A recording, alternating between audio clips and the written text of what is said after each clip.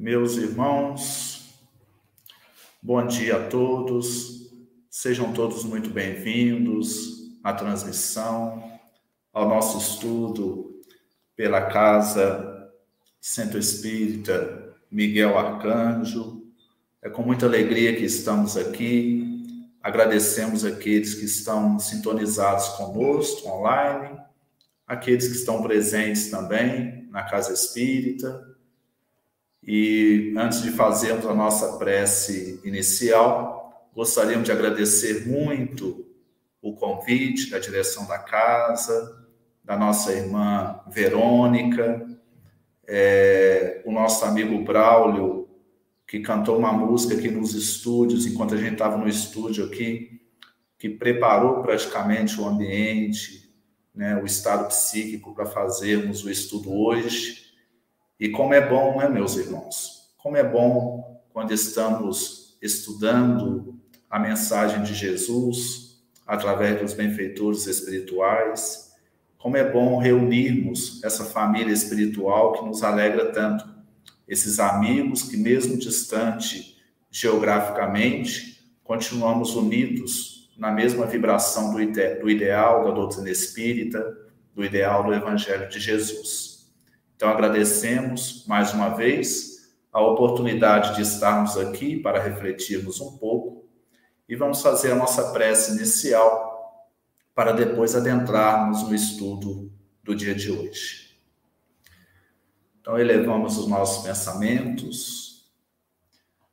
Senhor Jesus, amigo e divino Mestre, amigo incondicional de todas as horas, agradecemos mais essa oportunidade de serviço. Que as suas energias, Jesus, possam envolver a todos nós que estamos aqui neste momento, que iremos refletir as mensagens espirituais trazidas pelo benfeitor Emmanuel. Senhor Jesus, abençoe a todas as pessoas que estão na Casa Espírita, no Centro Espírita Miguel Arcanjo, todas as pessoas que estão conectadas pela internet, acompanhando o nosso estudo, que todos nós possamos sentir essas vibrações de paz e luz que vêm das esferas mais altas da vida, de onde emana o seu ser. Muito obrigado, Jesus, que assim seja. Meus irmãos, vamos então fazer o nosso estudo de hoje, e a proposta é um capítulo do livro Fonte Viva, esse livro aqui maravilhoso, né? Fonte Viva, não, é o livro Vinha de Luz, né?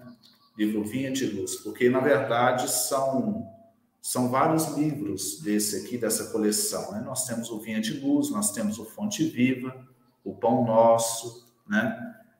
Caminho, Verdade e Vida, que são livros escritos pelo Espírito Emmanuel, através da psicografia abençoada de Chico Xavier. E essas obras são maravilhosas, né? Porque elas trazem pequenos capítulos, mas de uma profundidade tão grande. Por isso que nos nossos estudos espíritas, constantemente, em toda casa, tem obras destas de Emmanuel. São obras singulares, elas conseguem resumir em pequenos trechos, ensinamentos muito importantes para a nossa vida prática como cristãos, como espíritas, né? E o capítulo as palestras da noite, o capítulo do dia, né, da manhã, é o capítulo 4, cujo título é Em Silêncio. Eu gostei muito desse capítulo, quando a nossa irmã Verônica passou para nós, já pelo título, né? Porque a palavra silêncio, e mais o sentido e a prática do silêncio, é um dos fatores fundamentais para nos conectarmos a Deus. E aí nós vamos procurar entender isso um pouco, mas esse silêncio que nós estamos falando não é o silêncio propriamente externo, mas é o silêncio interno. O silêncio externo, ele ajuda, muitas vezes, a entrarmos nesse silêncio interno, para acessarmos campos mais profundos dentro de nós mesmos, onde habita a centelha divina, onde habita Deus. Mas aí, o capítulo ele vem falando da prática desse silêncio no dia a dia, ou seja, em tudo que estamos fazendo. Então, eu vou me dar o direito aqui de primeiro ler o capítulo, peço licença aos amigos que estão nos acompanhando, eu vou ler o capítulo todo e depois a gente vai destrinchando, né? Como dizia meu querido pai, né? Vamos destrinchando as palavras e o sentido que tem nelas. Bom, então vamos lá. Em silêncio. Não servindo à vista como para agradar aos homens, mas como servos do Cristo, fazendo de coração a vontade de Deus. E isso é uma epígrafe que Emmanuel colocou, que é uma passagem que está em Efésios, no capítulo 6, no versículo 6, antes dele refletir. Quem falou isso foi Paulo, né? E aí Emmanuel inicia. Se sabes, atende ao que ignora, sem ofuscá-lo com a tua luz. Se tens, ajuda ao necessitado, sem molestá-lo com tua posse. Se amas, não firas o objeto amado com exigências. Se pretendes curar, não humilhes o doente. Se queres melhorar os outros, não maldigues ninguém. Se ensinas a caridade, não te trajes de espinhos, para que teu contato não dilacere os que sofrem. Tem cuidado na tarefa que o Senhor te confiou. É muito fácil servir à vista. Todos querem fazê-lo, procurando o apreço dos homens. Difícil, porém, é servir às ocultas, sem o ilusório manto da vaidade. É por isto que, em todos os tempos, quase todo o trabalho das criaturas é dispersivo e enganoso. Em geral, cuida-se de obter a qualquer preço as gratificações e as honras humanas. Tu, porém, meu amigo, aprende que o serviço sincero do Cristo fala pouco e constrói mais, cada vez mais com o Senhor, no divino silêncio do Espírito. Vai e serve. Não te deem cuidado às fantasias que confundem os olhos da carne e nem te consagres aos ruídos da boca. Faze o bem em silêncio. Foge às referências pessoais e aprendamos a cumprir de coração a vontade de Deus. Maravilhoso, né? Meus irmãos, a gente percebe pelo capítulo que Emmanuel está falando do silêncio num sentido muito mais profundo. Ele está falando do silêncio do ego, enquanto nós fazemos as obras, enquanto nós praticamos as coisas. Quando ele fala fazer as coisas em silêncio, ele não está querendo deixar de falar, ele não está querendo que a gente fique mudo. Porque muitas vezes nós podemos estar falando e ao mesmo tempo estar em silêncio. Esse silêncio é um silêncio interno, onde nós percebemos que toda obra não é nossa, mas é daquele que nos enviou, é daquele que sustenta a vida, é da inteligência suprema, da causa primária de todas as coisas, em algumas traduções, primeira de todas as coisas. Então, Deus, que é essa causa, é Ele que age através de nós quando nos propomos a fazer qualquer tipo de serviço. E isso que acontece quando nós entramos nesse estado de consciência, de perceber que tudo vem dele. Nós sentimos muita paz, muita leveza, porque não nos apegamos às obras que executamos. Nós simplesmente executamos. Nós nem esperamos nem retribuição das obras que oferecemos, porque sabemos que não é nossa. Então nós já ficamos em paz, nós já ficamos num estado de bem-aventurança espiritual simplesmente por fazer. Mas veja bem aqui que Emmanuel coloca, primeiro, vamos analisar a epígrafe de Paulo, quando ele fala assim, não servindo à vista como para agradar aos homens, mas como servos do Cristo, fazendo de coração a vontade de Deus. Então existe uma diferença em fazer as coisas com o coração e fazer as coisas apenas com a mente. Nós podemos, às vezes, pensar assim, eu vou começar a praticar uma caridade, um serviço voluntário, seja numa religião, seja em algum lugar, alguma ONG, alguma coisa assim, voluntariamente.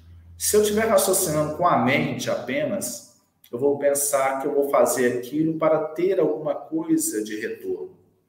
Seja uma aparência social, né? As pessoas vão olhar, olha, o Rosselli está fazendo esse trabalho aqui. Isso é apenas mental. É bom para quem não faz nada, pelo menos começar um trabalho assim já é bom, porque vai estar fazendo bem às pessoas. Mas fazendo com o coração a vontade de Deus, como está aqui, significa fazermos com a alma. É nos entregarmos àquela atitude, àquela ação, simplesmente por sabermos que essa é a vontade de Deus, que é espalhar o bem pelo planeta, que é espalhar a mansidão, a tolerância, que é espalhar o sentimento de respeito ao outro. Então, se eu estou fazendo isso porque eu sei que isso está dentro das leis divinas, o ato de fazer já me dá a recompensa. Eu não preciso da recompensa do mundo. A recompensa do mundo ela é bem-vinda, se ela vir, não tem problema nenhum. Mas o que tem que me mover, o que me move, não é o que o mundo vai me falar, mas é o que a minha consciência profunda, que onde está escrita a lei de Deus, como está equizarado na questão 621 de O Livro dos Espíritos, lá na nossa consciência profunda vai estar falando que estamos com Deus nessas atitudes de amor. Então isso nos move, e isso traz o que o budismo chama de desapego.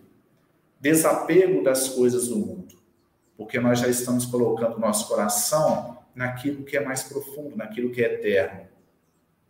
Mas aí Emmanuel ele continua aqui, aí ele inicia, na verdade, Emmanuel, né? Se sabes, atende ao que ignora sem ofuscá-lo com a tua luz. Eu vou unir esse trecho a outro trecho aqui, se pretendes curar, não humilhes o doente. A gente percebe que o doente, ou aquele que não sabe precisa da educação. O doente precisa do médico, precisa do remédio. Mas, estudando profundamente o Espiritismo, a espiritualidade, os anos vão nos mostrando, através dos estudos, que Hipócrates, lá na Grécia Antiga, considerado o pai da medicina, estava certo quando ele dizia que toda cura está dentro do próprio ser humano. Então, quando o indivíduo ele vai querer ajudar o outro, querer instruir o outro, ou querer praticar uma caridade em relação ao outro, é importante que ele saiba que o outro já tem o remédio, o conhecimento dentro dele. Na linguagem socrática, o indivíduo ele só tem que fazer a maiêutica, que é o parto de ideias, que é trazer a luz que está dentro dele para fora. Quando nós temos consciência disso, nós percebemos que não somos nós que levamos o conhecimento. Nós somos apenas quando nos predispomos a ajudar alguém, seja através do conhecimento ou através da ação, nós somos apenas estimuladores para que o próprio indivíduo descubra a luz que ele já tem dentro de si. O próprio Jesus fez isso. Quando ele virava para as pessoas que ele curava e falava assim, a tua fé te salvou, ou a tua fé te curou, porque salvar e curar, nos textos antigos, evangélicos, geralmente tinham o mesmo sentido. Então, por que Jesus falava isso? Porque a cura já está dentro de nós. E quando nós nos propomos, como vem aqui, a ajudar alguém, é importante que a gente chegue com esse olhar que aquele irmão, ele tem todo o potencial dentro dele. E nós vamos apenas estimular para que ele descubra esse potencial dentro dele. Então, aí a gente vai realmente entrando no estado de consciência do Cristo, do Evangelho, da humildade. Porque não nos colocamos superior a ninguém. nos colocamos como aprendiz, assim como o outro é também aprendiz, e aí nós apenas partilhamos, sabendo que o outro também é um mestre, quando ele descobrir isso. Aí Emmanuel continua aqui. Se amas, não firas o objeto amado com exigências. Veja bem que interessante, meus irmãos. O amor, ele, geralmente, na sociedade atual, ele vem misturado com várias neuroses que nós temos. Então, muitas vezes, o indivíduo fala que ama a outra pessoa, mas junto com esse amor, ele traz também exigências, ele traz transferências, ele faz transferências em relação a outra pessoa, que na linguagem psicanalítica é quando a gente acaba buscando no outro uma recompensa interior. E aí surgem as chamadas dependências emocionais. E aí, se isso não for cuidado, não for orientado, isso pode gerar transtornos onde o amor ele vai desaparecendo cada vez mais, até se tornar relações destrutivas. O amor verdadeiro, não uma linguagem romântica, porque a mídia prega um amor bem romântico, né? As novelas, os filmes, né? Não nesse sentido romântico, mas um amor verdadeiro, de alma para alma, ele não aprisiona, ele liberta. O amor, ele se compraz na presença do outro. O indivíduo, ele fica feliz quando o outro está presente. E ele quer apenas que o outro seja feliz também. E a felicidade do outro acaba sendo também a felicidade dele. A realização do outro é a realização dele. Eu vejo que o amor fraterno, ele tem muita proximidade com o amor cristão, porque ali não tem relações ali de transferências, de dependências, há apenas a felicidade da partilha. O amor de pai, o amor de mãe também, é querer que o outro cresça também, na medida que também nós vamos crescendo. Então, o amor é livre. E aí, livre nesse aspecto, né, de não aprisionar ninguém. E aí ele continua aqui, ó. Se ensinas a caridade, não te trajes de espinhos para que teu contato não dilaceres os que sofrem. Olha bem como que isso é importante, meus irmãos. O Espiritismo sempre me chamou a atenção porque ele tem um princípio básico. O princípio básico do Espiritismo, nós podemos dizer que está naquela frase: fora da caridade não há salvação. Então, nós falamos muito de caridade e procuramos nos esforçar em praticá-la. Mas o que é a caridade? Qual é o verdadeiro sentido da caridade?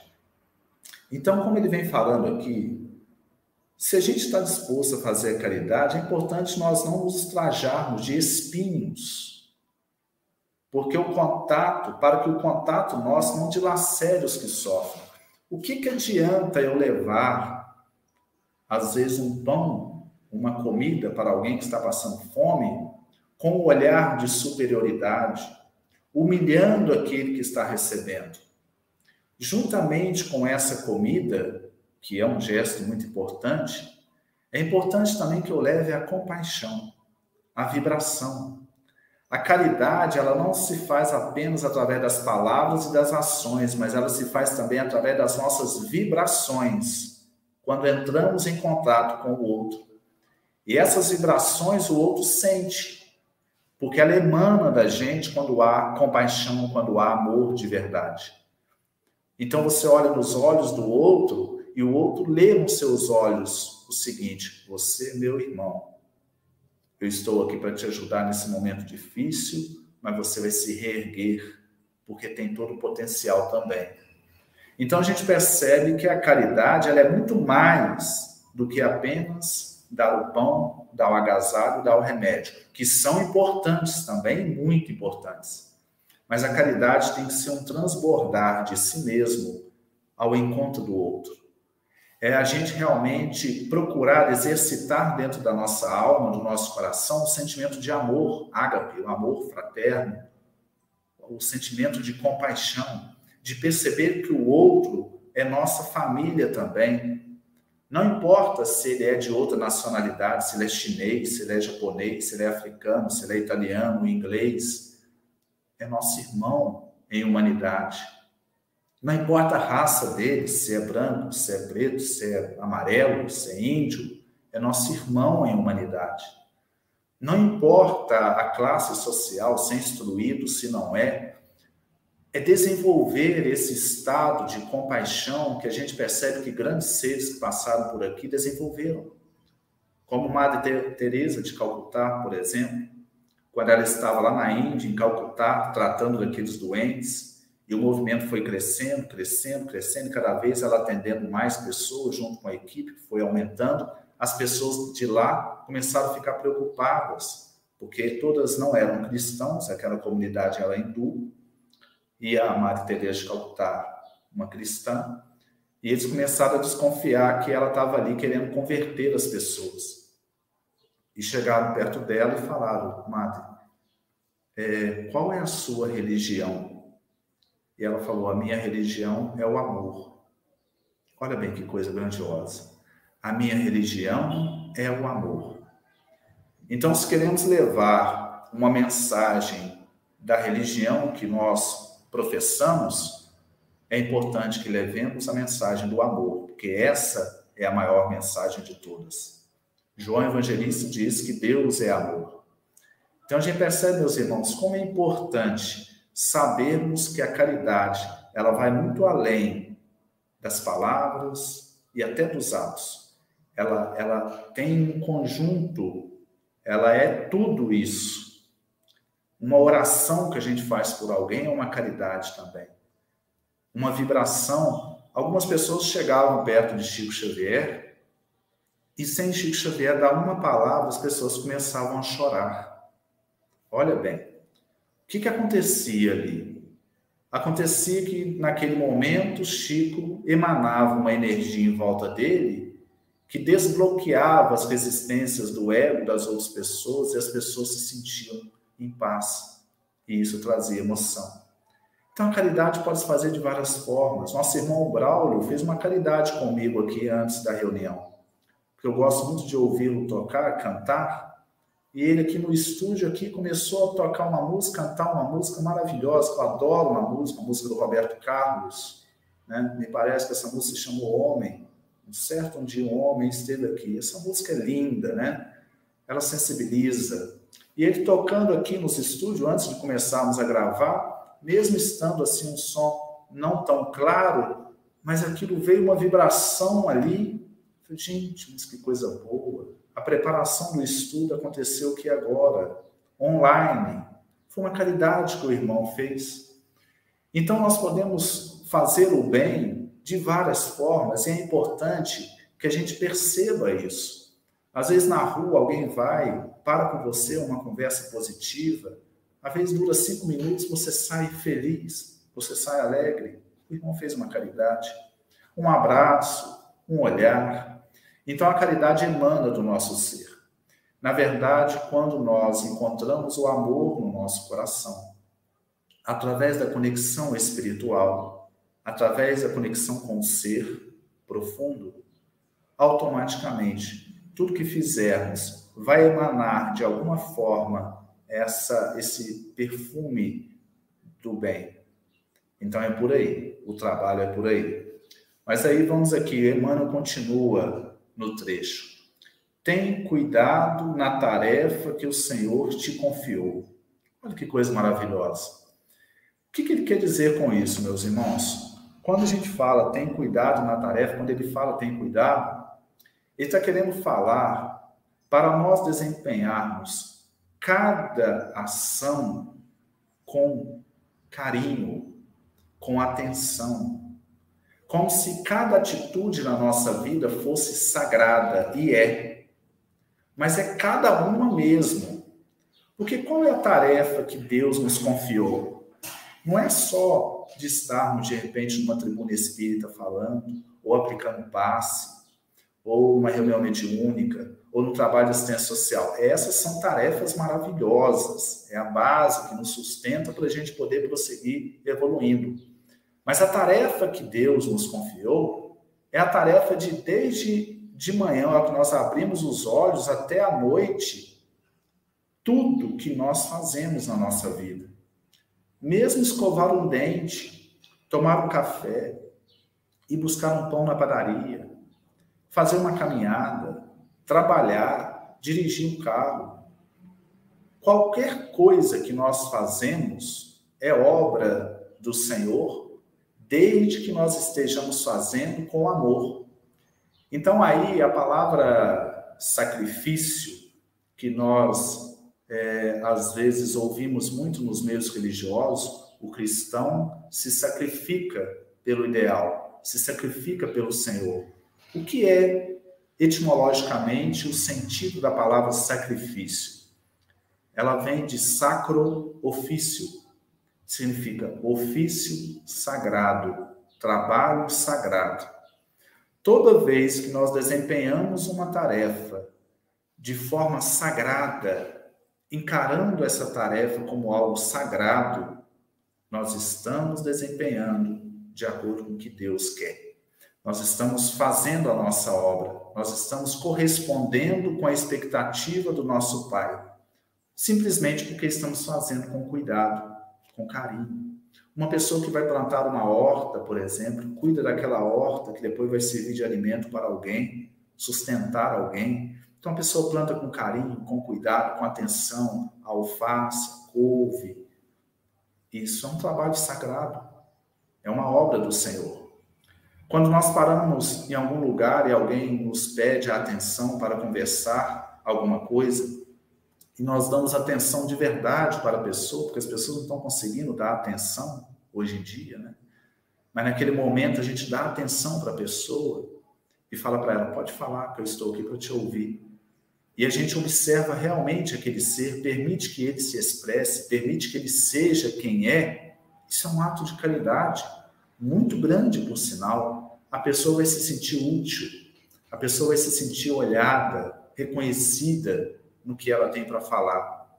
Então, quando nós fazemos isso, nós também estamos fazendo a obra do Senhor com cuidado, uma simples conversa. Então, qualquer coisa na vida que nós vamos fazer, é importante que a gente faça de forma sagrada, como a própria Madre Teresa, né, está me vindo na mente que de novo uma fala dela. Madre Teresa de Calcutá dizia que nós não temos que nos preocupar em fazer grandes coisas. Nós temos que nos preocupar em fazer as pequenas coisas de forma grandiosa. Significa tirar o muito do pouco, fazer cada ação com cuidado, com carinho. Agora, nós só conseguimos fazer isso, meus irmãos, se a nossa mente estiver mais quieta, estiver mais em silêncio. Uma mente muito agitada, ela nunca consegue observar a beleza das flores. Uma mente agitada nunca consegue observar o que um irmão tem para falar. Uma mente agitada não consegue prestar atenção nas coisas simples, porque ela está sempre preocupada com as coisas que tem que fazer daí um dia, ou daí um ano, ou daí 5 minutos. Para realmente conseguirmos ter o cuidado na tarefa que o Senhor nos confiou, é necessário que a gente esteja totalmente presente aqui e agora. No momento onde nós estamos, é ali que temos que estar. Porque às vezes o corpo está aqui, mas a mente está em outro lugar. Não. Se a gente vivencia o agora por inteiro, sempre estamos por inteiro onde estamos, o que estamos fazendo, aí nós temos possibilidade de dar atenção carinhosa àquela ação que estamos executando. Aí Emmanuel continua. Vou pegar um trecho aqui que eu selecionei. Não deem cuidado às fantasias que confundem os olhos da carne e nem te consagres aos ruídos da boca. Faz o bem em silêncio. Foge às referências pessoais e aprendamos a cumprir de coração a vontade de Deus. Meus irmãos, quando a gente começa a entender, e é lógico que todos estamos nesse processo, todos somos imperfeitos e temos muitas dificuldades ainda para superar, mas quando a gente bebe nessa luz, que é o Espiritismo, que é o Evangelho de Jesus, a gente vai começando a entender um pouco algumas coisas que nos ajudam muito a caminhar. A gente só sente profundamente o que a gente está realizando se os nossos desejos do ego estiverem amainados. Quando a gente está com muita expectativa em relação à retribuição do mundo, geralmente nós não sentimos as ações que estamos fazendo. Quando ele vem falar aqui, não te deem cuidado às fantasias que confundem os olhos da carne. O que ele está querendo dizer com isso? Jesus falou no Evangelho quase todo onde estava o reino de Deus. Ele falou assim: o reino de Deus não virá em forma visível. Ninguém vai dizer que o reino de Deus está aqui ou está ali, porque o reino de Deus está dentro de nós. Isso é fala de Jesus.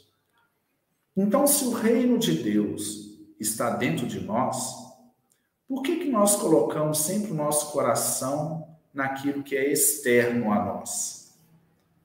Essa frase de Jesus é uma frase até meio estoica, né? Muito parecida com a filosofia estoica. O estoicismo fala do nosso mundo interior.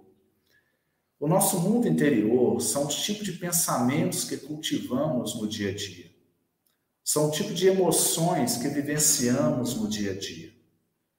Se nós temos o cuidado para olhar para esse campo interno e perceber como estamos pensando e como estamos sentindo, nós vamos desenvolvendo possibilidade de administrar melhor as nossas emoções e nos preservar em campos de vibrações de harmonia e de paz. E isso não tem necessariamente a ver com o que temos externamente. Se colocarmos o nosso coração, por exemplo, num carro, vamos dar um exemplo prático. Se de repente a minha vida é carro e eu compro um carro zero, né, que é algo de direito, né, é algo que faz parte da vida, quem quiser comprar, trabalhe e compre, não tem problema nenhum. Mas se esse carro é a coisa mais importante que eu tenho na vida, eu posso estar plantando frustração. Porque esse carro, um dia, ele pode ser arranhado, ele pode ser roubado. E se eu tiver com o meu coração nisso, eu quase vou infartar quando acontecer algo assim. Isso vai mexer comigo. Se eu coloco o meu coração nas posses, seja terra, seja casa, eu acho que isso é a coisa mais importante da vida, eu vou estar também à mercê de conflitos interiores, porque isso tudo vai passar. Um dia eu vou ter que deixar isso tudo por aqui. Até o nosso próprio corpo, se eu coloco também toda os meus valores no meu corpo físico, quando eu envelhecer e o corpo já não estiver correspondendo tanto como na juventude, eu vou me frustrar, porque também é matéria. E um dia eu vou ter que deixá-lo aqui, devolvê-lo à terra, ele vai virar pó para eu prosseguir como espíritos. Então, como espírito. Então, quando nós colocamos o nosso coração naquilo que a traça corrói, naquilo que acaba, que é material, naquilo que muda o tempo todo, que se transforma o tempo todo, eu vou estar entrando num processo de instabilidade emocional e de consciência. Então, a proposta espírita é que a gente vá desenvolvendo cada vez mais aquilo que André Luiz, nas obras do Chico, chamava de órgãos espirituais, treinando o desenvolvimento de órgãos espirituais, ou seja, desenvolvendo um estado mental e emocional que se compraz com aquilo que é espírito, com aquilo que faz parte da dimensão espiritual, daquilo que é imutável, daquilo que é eterno, que é o campo dos pensamentos e o campo dos sentimentos. Tudo que é físico vai ficar por aqui. Por que geralmente, em regra, os espíritos dizem que na desencarnação, aqueles espíritos mais desapegados da matéria, mais, na linguagem de Allan Kardec, mais desmaterializados, naquela linguagem do século XIX, mas ao desapegados, mais espiritualizados, eles ficam mais tempo no plano espiritual, antes de reencarnar, porque eles têm condições para ficar lá, porque o condicionamento mental deles já se compraz com questões espirituais. Agora, o indivíduo que ele está muito apegado, muito identificado com o sensório, com as coisas da matéria, ele desencarna e rapidamente ele é atraído de novo para cá, porque ele precisa ainda das satisfações materiais, físicas. Então, ele reencarna mais rápido. Isso de forma geral, não é regra absoluta, porque cada caso tem um caso, pode ter exceções por algum motivo. Mas então, o nosso propósito aqui na Terra é ir desenvolvendo cada vez mais esse desapego, esse estar em paz com as questões espirituais. Por exemplo, quando eu ouço uma música e aquilo me sensibiliza, uma música espiritual, eu já estou desenvolvendo um estado de sentir prazer ouvindo uma música, ou ouvindo uma palavra fraterna, ou aplicando um passe, ou fazendo uma meditação, ou fazendo uma oração, ou ajudando alguém. Ou seja, o meu ser já sente felicidade em fazer coisas espirituais. Então, quando chegar o momento da desencarnação, nós iremos partir com muita leveza, porque já estaremos acostumados com a dimensão espiritual da vida. Então, é por aí que ele vem falando, quando ele fala para a gente não entrar nas fantasias que confundem os olhos. Porque são ilusões, né, meus irmãos? São ilusões. Agora, não quer dizer que não temos que usufruir tudo que o mundo físico pode nos dar. Podemos, e até temos que usufruir, porque faz parte da natureza física. Então, se nós estamos aqui no reino físico, tudo aquilo que o reino físico nos oferece também é sagrado. O problema é colocar o que vamos colocar como principal na nossa vida e o que vamos colocar como secundário. Jesus dizia que procurai primeiramente o reino de Deus e todas as demais coisas vos serão dadas. Então, procurar primeiramente o reino de Deus é o quê? Procurar esse universo interior de estar em paz. O que Sócrates dizia que é felicidade? Ele dizia 3 coisas: uma consciência tranquila, um coração pacificado e uma conduta reta. Isso é felicidade. É um estado de alma onde você sabe que você está caminhando, você está no esforço sincero. Não perfeito, que perfeito nenhum de nós somos, mas estamos no esforço, estamos naquela luta, no bom combate, segundo Paulo de Tarso, diariamente. Se nós estamos nesse esforço diário, já temos que ficar felizes por isso, porque estamos no esforço. E, ao mesmo tempo, nós vamos percebendo que as coisas espirituais gratificam muito mais o nosso coração do que as coisas puramente físicas. As coisas materiais têm o seu lugar e devem ser atendidas com equilíbrio e responsabilidade. Mas o nosso coração tem que estar naquilo que é da alma, porque é isso que vai preencher um vazio existencial dentro de nós. Esse vazio existencial é a sede de Deus que todos nós temos. Muitas vezes as pessoas encontram válvulas de escape para tentar preencher esse vazio.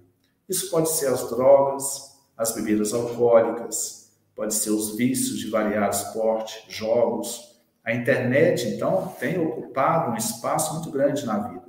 É maravilhoso o aparelho, nós estamos falando aqui pela internet, para o trabalho, para a espiritualidade. Mas existe o vício também. Às vezes nós chegamos em casa e, ao invés de descansarmos de verdade, a gente vai lá no celular e a gente entra nas redes e ficamos horas e horas visitando ali, sendo que aquilo não está preenchendo de verdade, não estamos descansando de verdade. Percebemos, meus irmãos, que o silêncio, que é o título do capítulo que nós estudamos, o silêncio mental, nos ajuda a sentir mais a presença de nós mesmos, a presença da vida. Quando a gente chega em casa depois de um dia de trabalho, principalmente que seja um dia estressante, é necessário que a gente faça uma pausa de silêncio para refazer as energias. E essa pausa ela é mental também, não é só física. Então é sentar no lugar e primeiro sentir a si mesmo, respirar, sentir a própria vida, ler uma página de repente e começar a perceber a presença das nossas energias internas circulando. Quando a gente começa a fazer isso, a mente vai acalmando, vai acalmando, vai acalmando, e daí a pouco a gente está ali, exatamente no momento presente, no agora. A gente não está mais nas preocupações do dia e nem nas ansiedades no que tem que fazer. A gente está ali. Nesse momento a gente começa a sentir a paz. E, meus irmãos, nós temos algo grandioso dentro de nós. Nós temos luz dentro de nós. Jesus falou que somos luzes. Nós temos que encontrar essa luz. E para encontrar, temos que fazer o silêncio. Importante, o silêncio interno. E quando a gente faz esse silêncio interno, quando os pensamentos se acalmam, tudo que a gente vai fazer depois, a gente vai fazer nesse estado de silêncio. Quando a gente vai trabalhar, a gente vai também nesse estado de silêncio. Quando a gente vai falar, a gente fala também nesse estado de silêncio. É um estado meditativo, que toda caminhada espiritual leva a ele. Paulo de Tarso chama isso de andar em espírito. Andar em espírito é sentir o tempo todo na vida o nosso próprio ser enquanto estamos fazendo as outras coisas. Sentir Deus enquanto estamos fazendo as outras coisas. Não é dar atenção totalmente para fora, é dar atenção um pouco para dentro, quando a gente está fazendo as coisas. Uma atenção naquilo que estamos fazendo e outra atenção em nós mesmos. E aí nós vamos criando o hábito do vigiar e orar, porque aí nós vigiamos o tempo todo o nosso estado interior e observamos como ele está, para não perdermos o foco. Percebo que muitas coisas que às vezes acontecem na vida das pessoas é justamente a pessoa se distrair com as coisas do mundo e não prosseguir uma determinada meta que traçou. Nas reuniões espirituais nossas, a gente percebe muito isso às vezes. Nós temos uma reunião aqui todas as quartas-feiras, às 7h30, onde nós estudamos o Livro dos Espíritos, na Casa Espírita, aqui em Espera Feliz. E é interessante que alguns irmãos, às vezes, eles chegam empolgados na tarefa. Isso é maravilhoso, né? Porque o entusiasmo significa Deus dentro da gente. A palavra entusiasmo, né? Então, todos nós passamos por essa fase do entusiasmo. E é importante até que continue. Mas, depois dessa fase inicial de conhecermos a espiritualidade, a doutrina espírita, os trabalhos, começam a vir as pedras, que são naturais em todo o trabalho, em toda a obra. Vem ali, às vezes, alguns desafios. E é interessante que, às vezes, os irmãos começam a estudar, mas depois de algumas semanas, de alguns meses, tem aqueles que perseveram e continuam firmes ali anos e anos. Graças a Deus que temos esses irmãos. Mas tem outros que, às vezes, surge uma distração, e às vezes a gente encontra um irmão que, às vezes, frequentava e estava muito empolgado, de repente some das reuniões. Some, você nunca mais vê. Aí, de repente, você encontra ele na rua. Aí a gente cumprimenta: ô, fulano, como é que tá? Você tá sumido, rapaz. Ô, Rosé, rapaz, pois é, rapaz, aconteceu umas outras coisas aí que eu tenho que fazer e tal, mas reza por mim lá, hein? Ora por mim lá. E aí o indivíduo, realmente, ele se afasta. Quando as coisas apertam, ele volta.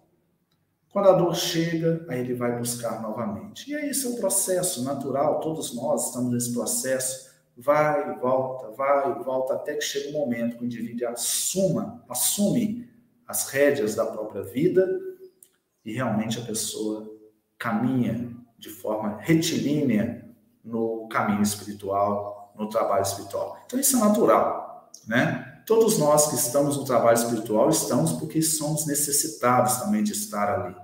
Por isso que estamos ali. Mas é importante que haja perseverança. É importante que a gente fique vigilante para que as coisas do mundo não distraiam. Por exemplo, se alguém nunca frequentou uma reunião espírita e começa a frequentar, existem alguns trâmites que são naturais em quase todo mundo. Eu já observei isso. Quando nós começamos o estudo de quarta-feira, toda quarta-feira, 12 anos atrás, mais ou menos, nós já estávamos na casa espírita, né? Já fazíamos estudos, estávamos lá no movimento espírita, mas resolvemos iniciar essa reunião de estudo às quartas-feiras.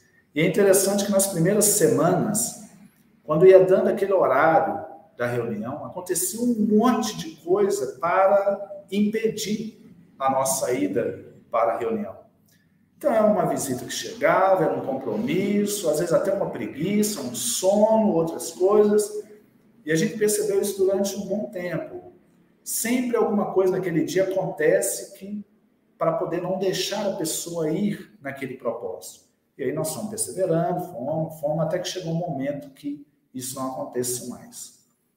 Porque a gente sabe que existem forças em volta de nós que não querem que a gente caminhe um caminho espiritual. Não querem que a gente trilhe esse caminho. E às vezes vão fazer de tudo para que o indivíduo não vá a uma casa espírita, não vá a uma reunião espiritual, porque sabe que ali vai mexer questões internas dentro dele e vai fazer, às vezes, ele se libertar de alguns agrilhões espirituais que ele está. Mas se o indivíduo mantém a perseverança, se ele mantém o foco, chega um momento que essas forças desistem. Se for alguns irmãos espirituais, eles desistem. Não tem jeito não. Esse indivíduo aí realmente ele pega no trabalho e não tem nada mais que tire ele do trabalho. Então, aí desiste, aí, ou se não, vai junto. Se for alguns irmãos espirituais que nos acompanham, vão junto e acabam também se convertendo no sentido profundo da palavra, né? Acabam mudando a sua faixa vibratória e se tornando um irmão espiritual também que vai nos ajudar no trabalho. Então, essa decisão do trabalho, de manter o foco é muito importante, a perseverança sempre, né? Sempre. Temos refletido, estava assistindo a um filme ontem, que meu irmão me indicou, e é um filme muito interessante que eu estava vendo, falava de fé e de salvação. Eles estavam refletindo sobre o que é salvação, o que é esse processo que algumas religiões falam de salvação. Na ótica espírita, o espiritismo ele é muito claro nesse processo, nesse entendimento.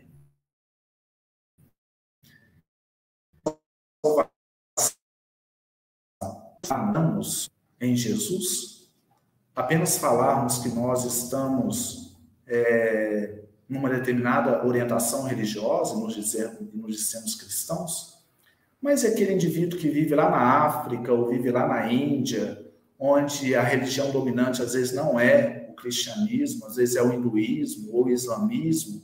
Então quer dizer que aquele indivíduo ele não está salvo? E aí o espiritismo ele vem com um olhar tão claro sobre isso. Salvação é a nossa cura interior. É a cura da nossa alma. E quando a gente fala que Jesus nos salva, nós estamos dizendo que o amor nos cura. Porque Jesus simboliza o amor. Então não importa qual religião nós estejamos, se nós estamos vivenciando o amor, que é a caridade em ação, né? O amor na nossa vida, dentro do nosso coração, ele está nos curando. E nós estamos entrando num estado de consciência mais elevado, onde iremos realmente sentir Jesus na nossa vida. Então, muitas vezes, um budista, se ele está tendo compaixão nos seus atos diários, nas suas ações e na sua alma, ele está sendo um verdadeiro cristão. Ele está unido a Cristo, que é o governador planetário. Então, ser cristão é praticar o bem, é praticar o amor, externamente e internamente também. E para fazermos isso, é bom que façamos isso em silêncio mental, em silêncio do ego. Que as nossas ações sejam apenas canais de Deus que está dentro de nós. Meus irmãos, nós estamos chegando ao final do nosso estudo de hoje, das nossas singelas reflexões. Mas uma passagem que me vem na mente é uma história que eu achei muito bonita, curtinha, de uma obra maravilhosa, que eu gosto muito de ler, que ela fala que tinha um mendigo na rua pedindo esmola. Esse mendigo ficava ali sentado numa caixa, todos os dias, pedindo esmola, até que muitas poucas pessoas davam esmola, outras davam, outras não. Mas aí, de repente, passou um estranho por ali e ele pediu: me dê um dinheiro, moço, me dê um dinheiro que eu estou precisando. E aí esse estranho que passou olhou para aquele mendigo e falou assim: olha, eu não tenho nada para te dar aqui agora, mas o que você tem dentro dessa caixa velha sobre a qual você está sentado? E aí o mendigo olhou e falou assim: eu não sei, eu nunca tive curiosidade em saber.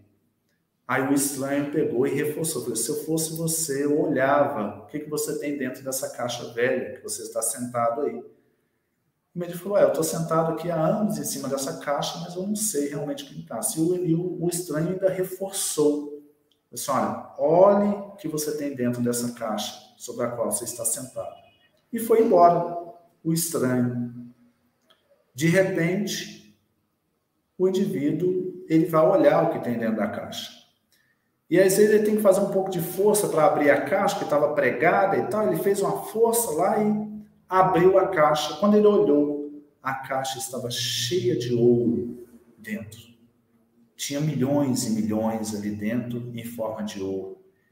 Ele estava sentado em cima de uma fortuna pedindo esmola.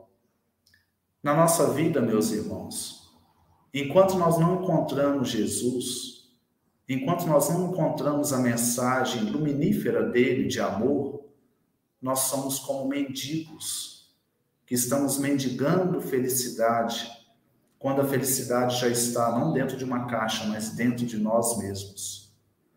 Jesus é aquele que pede que nós olhemos para dentro de nós e descobramos as fortunas de paz, amor que já temos em nosso coração, no nosso próprio ser.